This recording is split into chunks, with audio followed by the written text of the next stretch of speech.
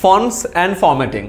আমাদের যে কোনো রিটেন কমিউনিকেশনে ফন্ট এবং ফরম্যাটিংটা খুবই গুরুত্বপূর্ণ, এবং ইমেলের ক্ষেত্রে তো আরও গুরুত্বপূর্ণ, কারণ ইমেলটা আমরা বিজনেস কমিউনিকেশনে ইউজ করি।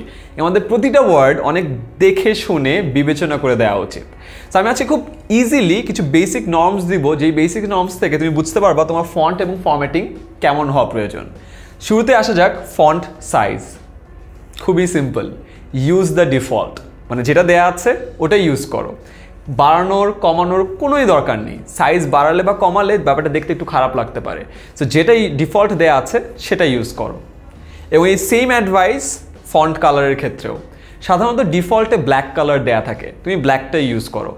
আনলেস অর আনটিল তোমার অন্য একটা কালার ইউজ করা খুবই গুরুত্বপূর্ণ, অন্য কোনো কালার ইউজ করার কোনোই দরকার নেই। তৃতীয়ত, হাইলাইটিং। আমরা সবাই জানি তিনভাবে হাইলাইট করা যায়: বোল্ড করে, আন্ডারলাইন করে, ইটালিক করে। বোল্ড করলে লেটারগুলো একটু মোটা হয়ে যায়, আন্ডারলাইন করলে নিচে একটা লাইন চলে আসে, ইটালিক করলে ওয়ার্ডগুলো একটু বাঁকা হয়ে যায় বা লেটারগুলো একটু বেঁকে যায়। আমরা যে ভুলটা করি, আমরা হাইলাইট করার জন্য তিনটা একসাথে ইউজ করি। তিনটা একসাথে ইউজ করার কোনো দরকার নেই। মশলা বেশি দিলে যে খাবারটা ভালো হবে এমন তো কোনো কথা নেই, ঠিক না? সো অলওয়েজ হাইলাইট করার জন্য এই তিনটা জিনিসের মধ্যে যে কোনো একটা পিক করো। আইদার বোল্ড করো, অথবা আন্ডারলাইন করো, অথবা ইটালিক করো। সো তিনটা একসাথে দেয়া একেবারেই উচিত না। Finally, hyper link. অনেক সময় আমরা লিঙ্ক ইউজ করি।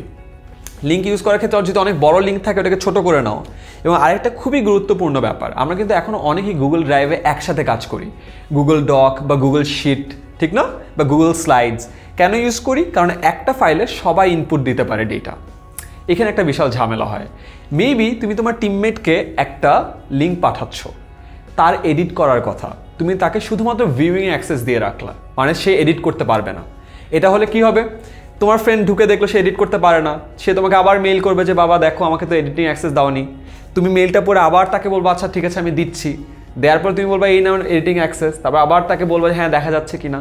এতবার টু অ্যান্ড ফ্রো করার কিন্তু কোনো দরকার নেই। তুমি যদি শুরুতেই যাকে এডিটিং অ্যাক্সেস দেওয়ার কথা তাকে এডিটিং অ্যাক্সেস দিয়ে দাও, যাকে ভিউইং অ্যাক্সেস দেওয়ার কথা তাকে ভিউইং অ্যাক্সেস দিয়ে দাও। খুব সিম্পল, রাইট?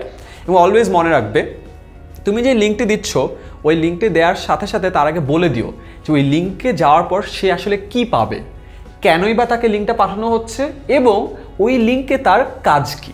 কারণ অনেকেই হয়তো বা লিঙ্ক খুলে দেখবে না, সো তার আগে তাকে বলে দেওয়া উচিত যে লিঙ্কে কি আছে, তার পারপাস কি, এবং সে কি এডিট করবে।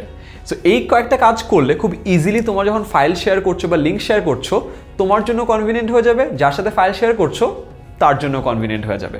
সো এখন আমি একটা পারফেক্ট এক্সাম্পল দেখাই যে এই জিনিসগুলোর ব্যত্যয় যদি ঘটে বা এই জিনিসগুলো যদি মেনটেন না করে তুমি নর্মালি মেইল পাঠাও তাহলে জিনিসটা কেমন হবে। জিনিসটা অনেকটা এরকম দাঁড়ায়। একটার মধ্যে বোল্ড করেছে, সাইজ বড় করেছে, মাল্টিপল কালার ইউজ করেছে, এবং একবার দেখো জিনিসটা দেখতে কেমন লাগছে। মনে হচ্ছে না যে ক্লাস 3-4-এ পড়া বাচ্চা একটা ইমেল করেছে, অ্যান্ড দেখতে একেবারেই প্রফেশনাল লাগছে না। সো এই জিনিসটা একেবারে অ্যাভয়েড করবা।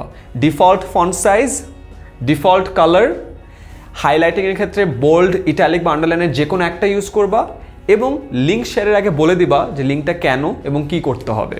সো এই জিনিসগুলো মেনটেন করলে তোমার ফন্ট এবং ফরম্যাটিংয়ে কোনো প্রবলেম হবে না।